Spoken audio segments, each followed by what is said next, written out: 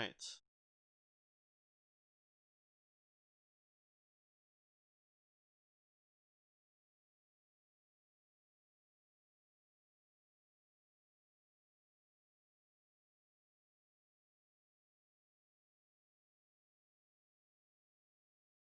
Hello, showed up. First calculus stream in a while. Are covering stuff. Hello, hello Aspen, welcome.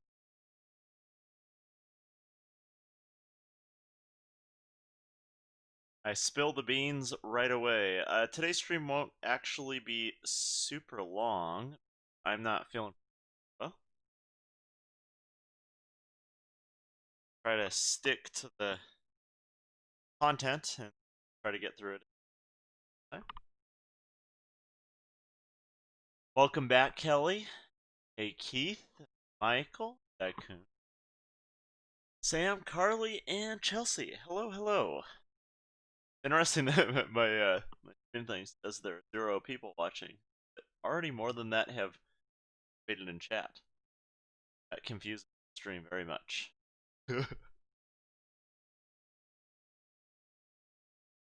Welcome, Elizabeth.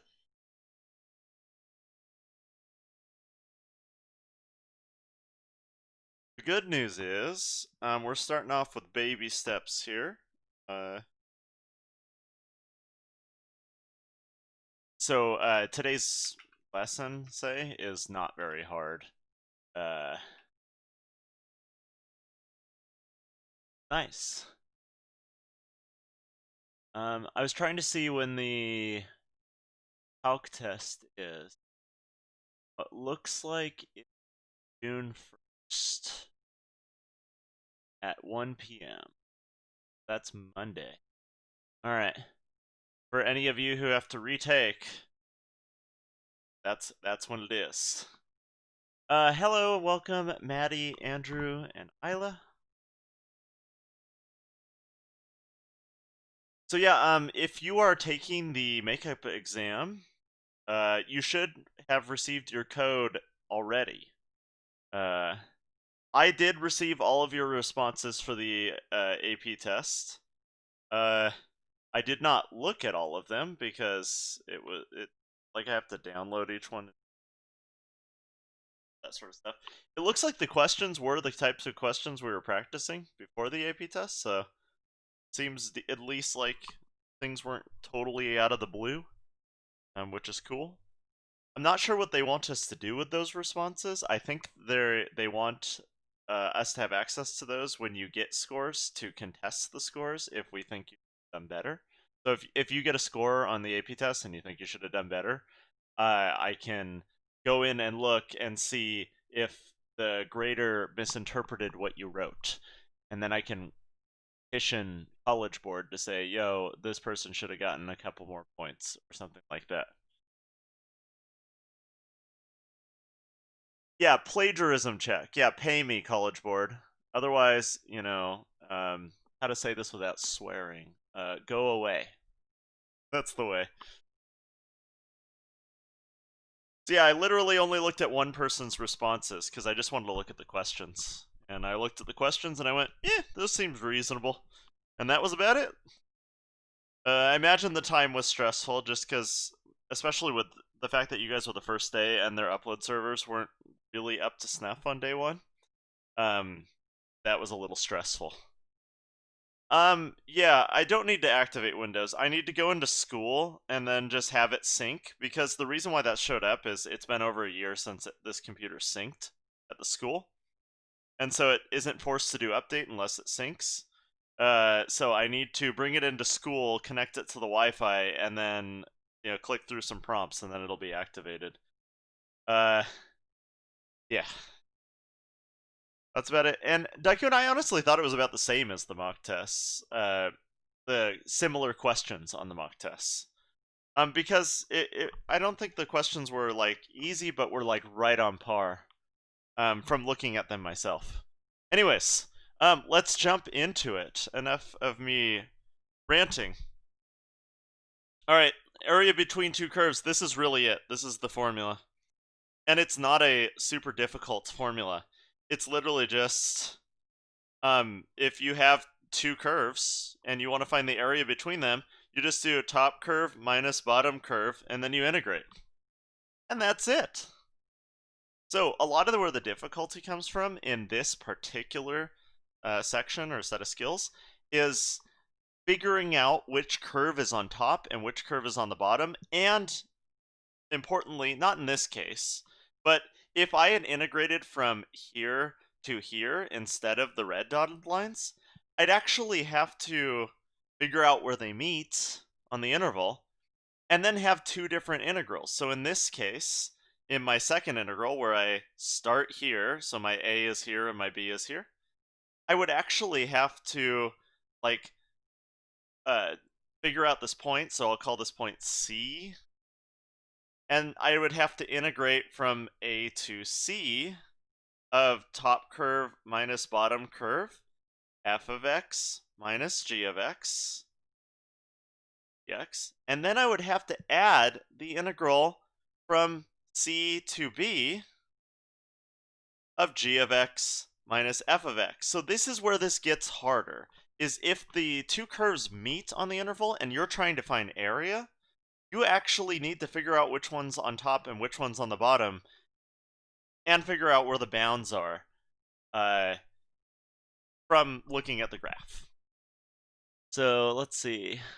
Should we be taking notes or writing in our packets? Oh, I forgot. You guys have packets for this. Huh.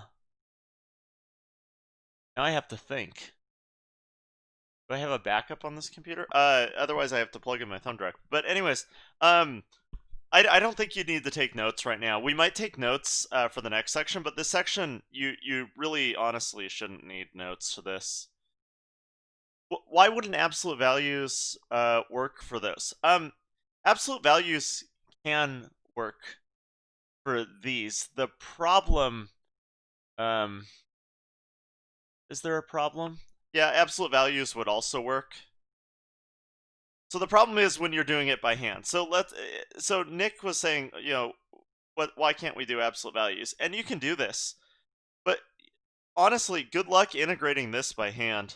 That sucks. So this splitting to two different integrals is what is necessary if you have to do it by hand. If you have a Desmos or something, you don't really need it. So yeah, folks, I'm not going to do the notes for this section, but the notes for next section, very much I am going to do. So come, what is that, Monday? Oh gosh, what am I going to do Monday? Because like exactly the time when this stream is when the makeup people are going to be taking their exam, which complicates things. Okay, let's skip through this stuff. Boo boop. Okay. This is one of the AP questions. You probably saw this question at some point, because this is on one of the year tests. And the first step out of this is just find the area of the shaded region. We have a top curve and a bottom curve. It doesn't actually tell you which one's which. This was a no calculator question. Or actually, it was a calculator question, but we don't need a calculator to solve it because it's a question 1. Our top curve is the sine function because, it's a sine, it goes up and then down, it has. So this is sine of pi x. Our bottom curve is x cubed minus 4x. And so we just follow our new set of steps. We integrate from 0 to 2 of top curve minus bottom curve.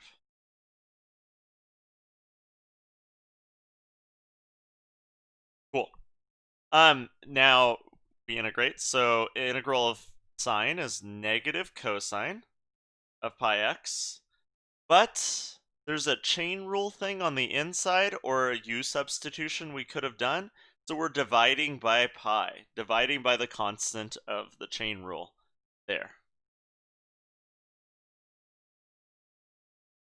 Do they give us a graph with every one of these? No, absolutely not. which I'm going to get to in just a second because I'm going to get to how you should do that on the homework that I have assigned. Anyways, integrating x to the fourth over 4 plus 2x squared. If you're curious why it's plus, it's minus a negative. I just distributed it at the same time as I integrated it there. Then you plug in 0 and 2. 2's really easy to plug into all of these because cosine of 2 pi is 1. So this is negative 1 over pi minus, if I plug 2 in, I get 16 over 4, so that's 4, plus 2 times 4, which is 8, and that's with 2 plugged in. Then I need to plug in 0. Both of these terms are 0 when I plug in 0, but cosine of 0 is 1. So I'm actually subtracting negative 1 over pi. And so, hunky-dorily, negative 1 over pi plus 1 over pi is 0. Negative 4 plus 8 is 4. And that's the answer here. The answer is 4. What if there are 3 graphs? Stuff's a lot more complicated. But you can't... Okay, so to talk about the 3 graphs real quick, what if you have a graph like this here? What do you count as between the curves if you have that line there as another curve? Is it this part? Is it this part? Like, an area between 3 curves isn't something that makes functional sense. So, on questions sometimes, they'll have like 3 different curves, so they'll have like bleh, bleh, and bleh.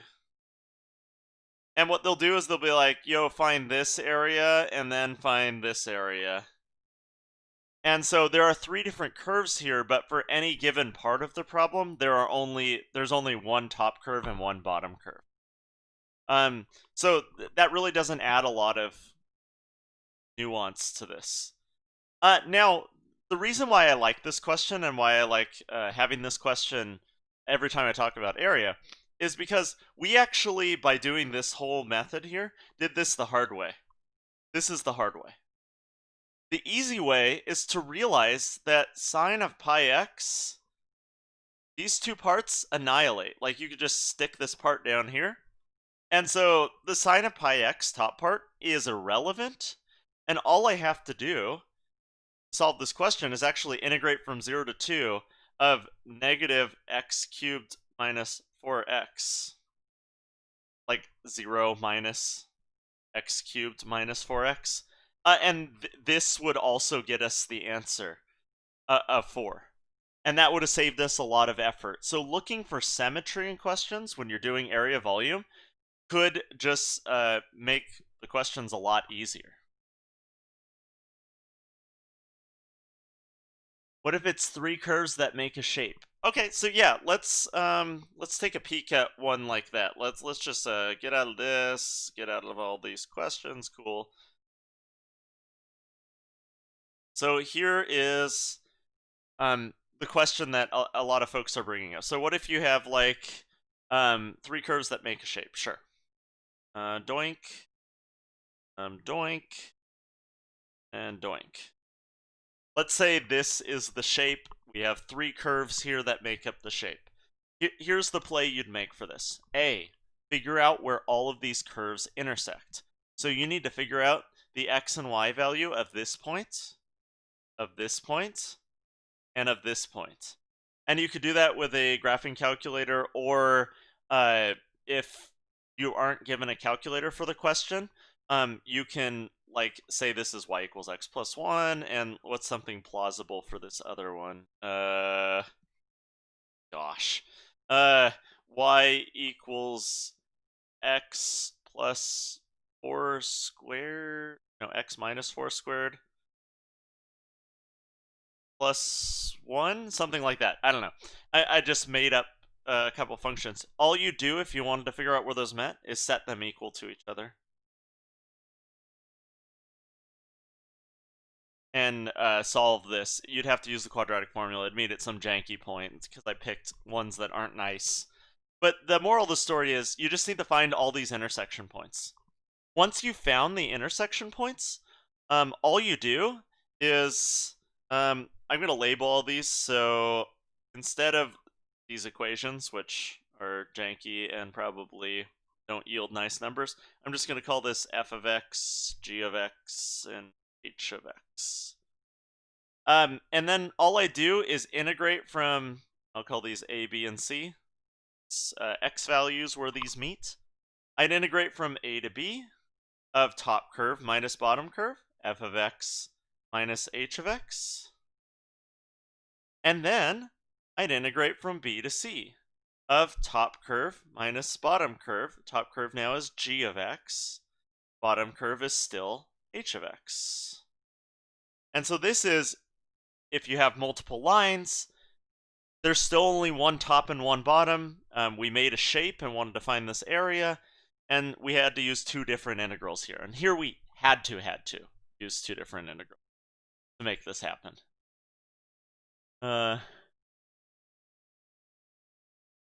Could they do the open space below those two curves? Yes, but it's kind of a lame question. So they probably wouldn't. Hopefully I answered Chelsea's question. And yeah, Nick, that roughly could be the other one too. But yeah, I'm not going to go into actually figuring out all these functions and where they meet, because that's just kind of a waste of time to try to finagle and make up a question that's nice. This is the key piece, is that all you really care about is which one's on top, which one's on bottom, and where they meet. That's the really, really, really critical part. Okay. Let's go back.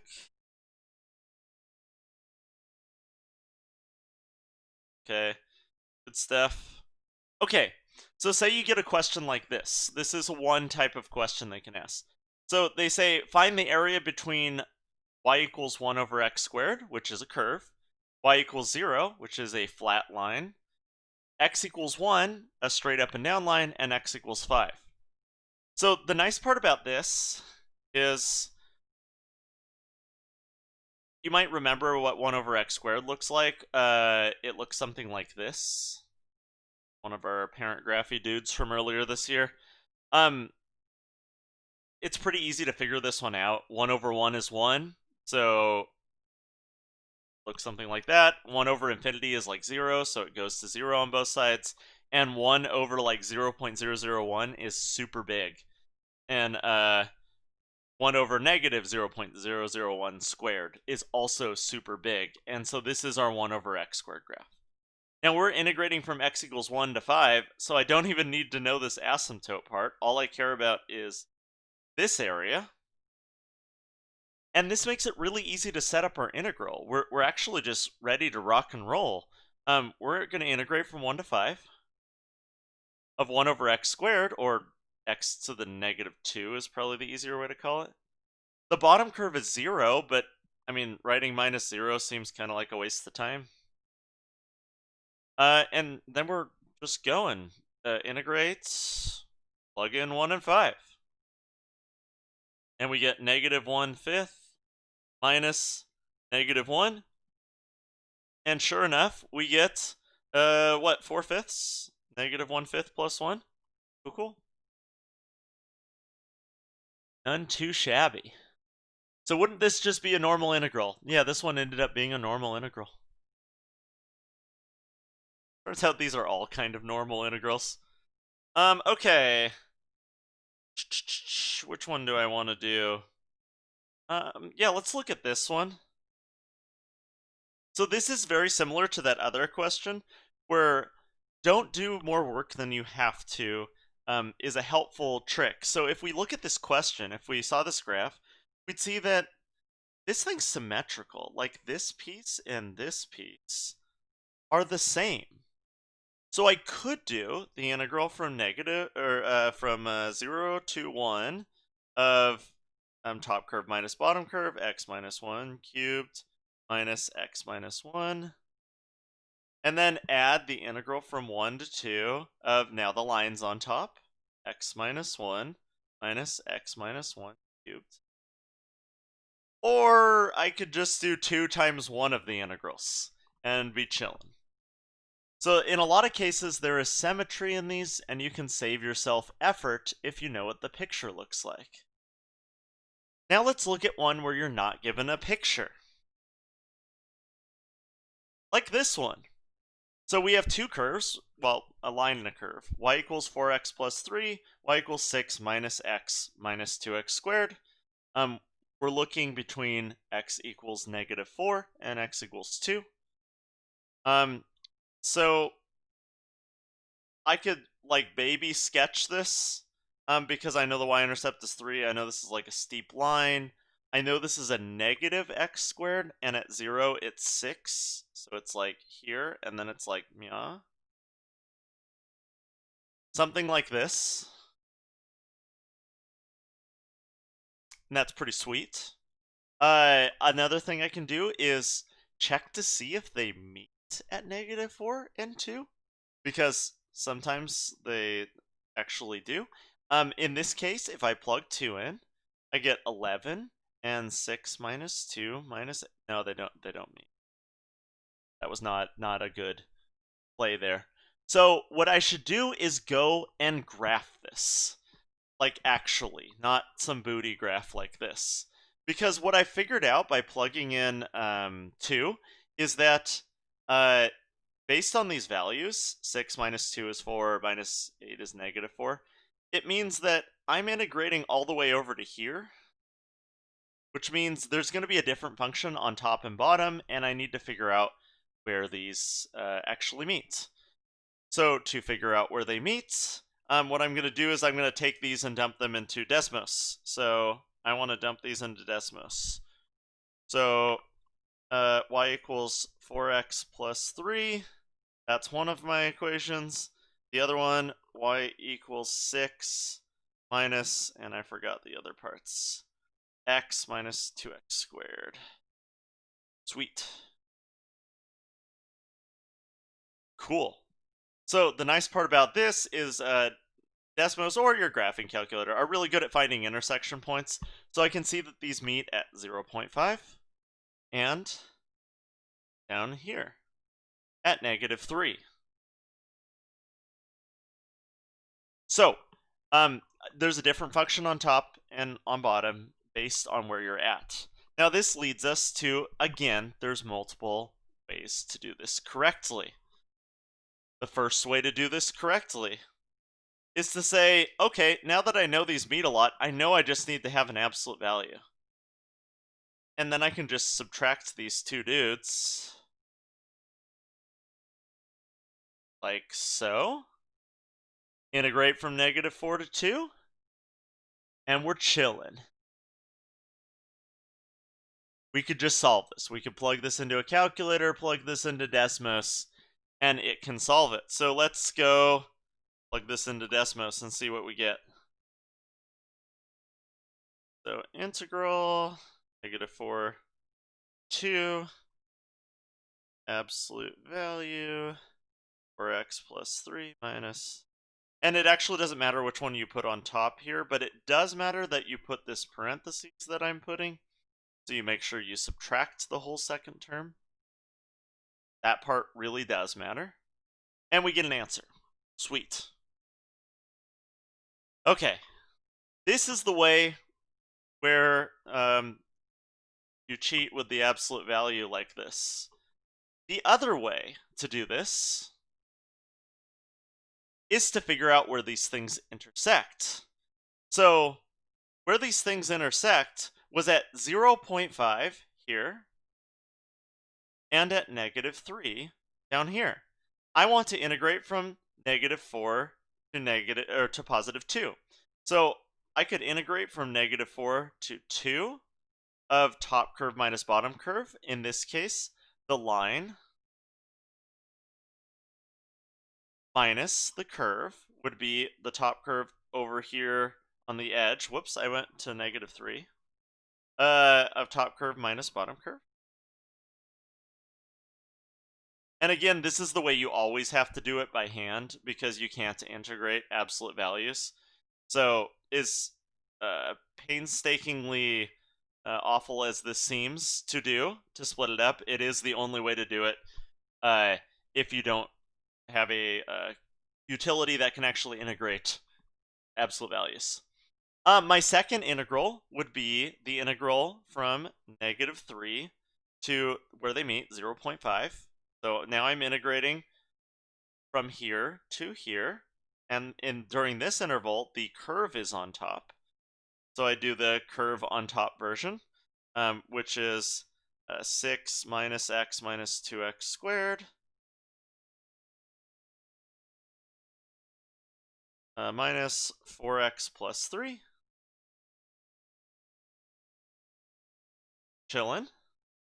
And then I'd lastly integrate from 0.5 to 2. That's the last part of the interval that I haven't covered. And it's the same insides as this one. Just copy paste. Beautiful.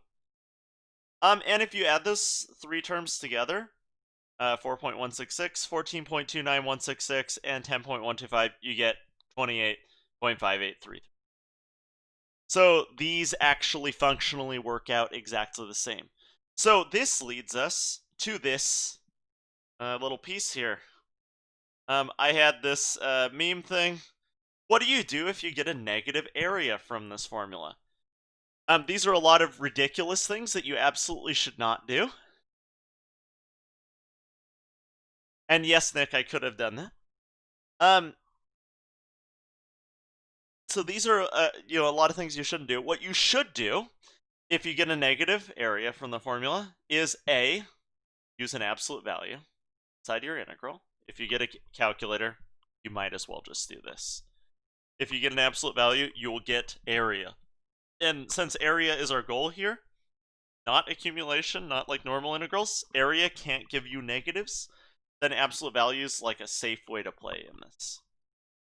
The second option is to graph these, figure out which one's on top, and maybe you swapped them. Like, if you graph these and you accidentally picked the bottom one on top, all you do is multiply by a -1, and you got the right answer. So if you get a negative, it could be you just make it positive and it's the right answer. Or you could go back, if they meet multiple times, and have to add absolute values or split up the integral. The answer is B. Well, shoot, do not do B now. If you drop calculus now, that would be really, really dumb. Because you're at the finish line. Yeah, don't do that. All right. Hopefully this stuff makes sense. There really isn't more beyond the like use an absolute value or figure out where they meet. Really, if you can plug these into Desmos, you're in pretty good shape. Some little hints for Desmos, if you don't know, if you type in int, you get an integral. Inside integrals, you need to make sure that you do parentheses before your dx, or it will have issues if you add any other sort of nonsense. And the kind of stuff you plug in for areas often will flip this out. So if I do something, for example, like 4x minus 3 minus 2x, like this, and integrate from 1 to 2, it can't do it. And what it's having an issue with is if you just slap some parentheses on this boy, now it can do it. So that's what's up with some little Desmos hints. So yeah, make sure you have parentheses around the part you're trying to integrate when plugging in complicated things like this. And unless there are questions that will go further than what we talked about here, I believe you are prepared for the homework that I have prepared for you. I guess double preparation. Uh-oh. So I'll open up for questions here, but I am through the material I wanted to cover for this. Any further preguntas? You can also ask me any questions about the AP test, that sort of thing.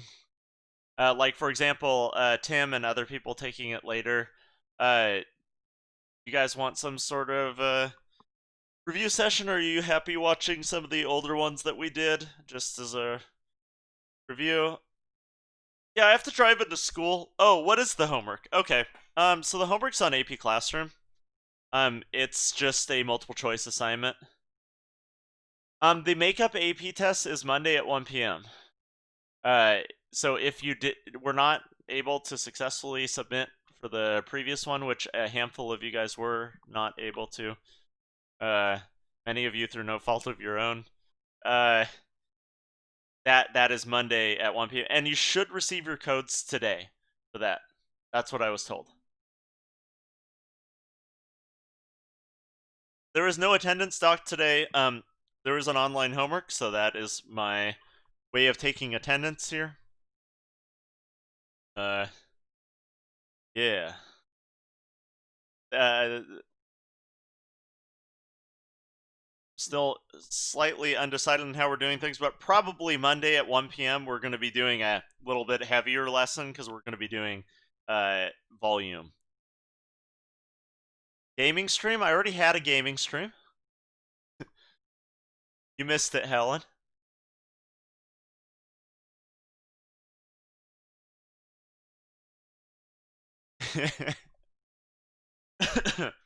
I switched back to education in my stream view here.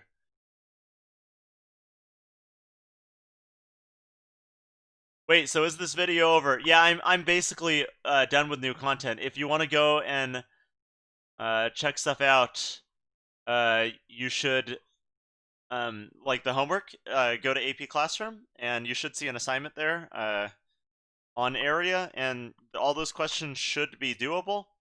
We'll be going over any that people did especially poorly on Monday, and then we're going to be jumping into volume. And otherwise, we're chilling. I can stop talking. Okay, bye.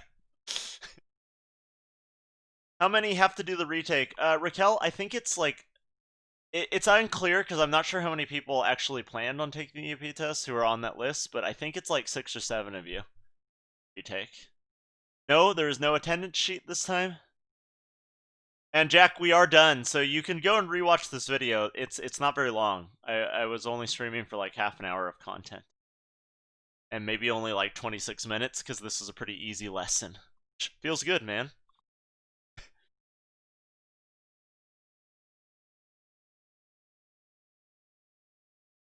Alright, cool. Well, hey, adios, hooks.